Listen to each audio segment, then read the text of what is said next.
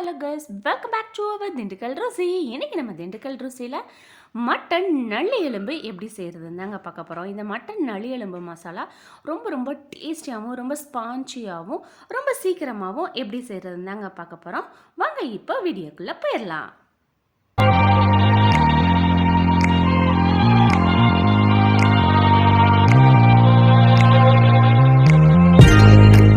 Mixer ஜாரில் ஒரு கைப்பிடி அளவுக்கு சின்ன வெங்காயம், அரை கைப்பிடி அளவுக்கு தேங்காய் எடுத்துக்கோங்க.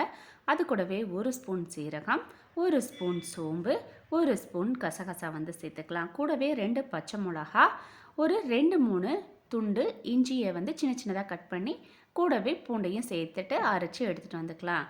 இப்போ குக்கரில் தேவையான அளவுக்கு எண்ணெய் ஊற்றிக்கோங்க. கொஞ்சமாக ஊற்றிக்கோங்க, ஆல்ரெடி மட்டனில் கொழுப்பு இருக்கும்.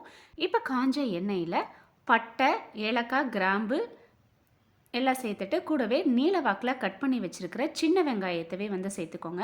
மேக்ஸிமம் சின்ன வெங்காயம் சேர்த்திங்கன்னா நல்லதும் ரொம்ப டேஸ்டியாகவும் இருக்கும். இப்போ இது வதங்கிட்டு இருக்கட்டும்.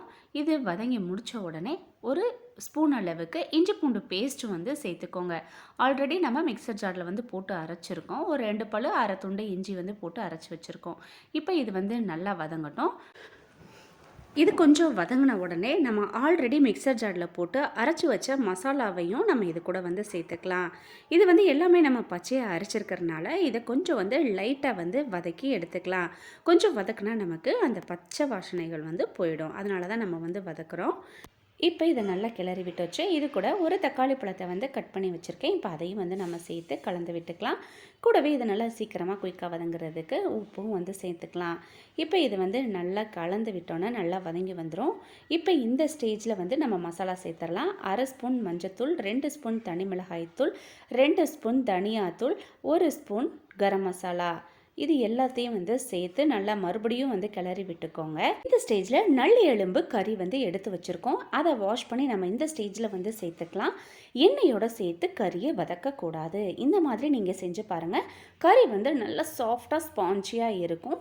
ஆனால் எண்ணெயில் போட்டு வதக்கினாதான் நமக்கு சக்கையாக ஒரு மாதிரி டேஸ்ட்லெஸ்ஸாக இருக்கிற மாதிரி இருக்கும். அதனால் நீங்கள் இந்த மாதிரி ஒரு முறை நீங்கள் செஞ்சு பாருங்கள். இப்போ இந்த ஸ்டேஜில் கொஞ்சமாக கருவேப்பிலை போட்டு கிளறி விட்டுட்டு தேவையான அளவுக்கு தண்ணி ஊற்றிக்கலாம். நான் 250 ml தண்ணி ஊற்றிக்கிறேங்க. இதை நான் செமி கிரேவியாக செய்கிறேன்.